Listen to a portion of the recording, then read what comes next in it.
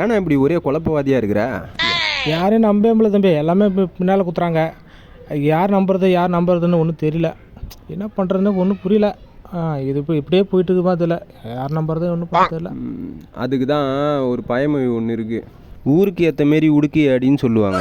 யார் யார்கிட்ட எப்படி எப்படி இருக்கணுமோ அப்படி எப்படி இருக்கணும். இப்போது கோயிலுக்கு போனால் என்ன பண்ணுவோம்?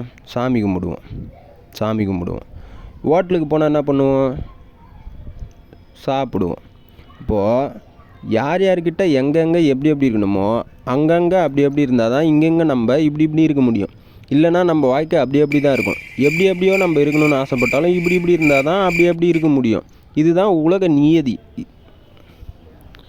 ஏற்கனவே நான் குழப்பத்தில் இருக்கிறேன். இது மேலே என்ன பைத்தியமாக்காதராடி. மற்றவங்க சொல்கிறது அங்கங்கே கேட்டால் தான் அப்படி முன்னேற முடியும். அப்படி முன்னேறாதான் நம்ம இப்படி இருக்க மாட்டோம்.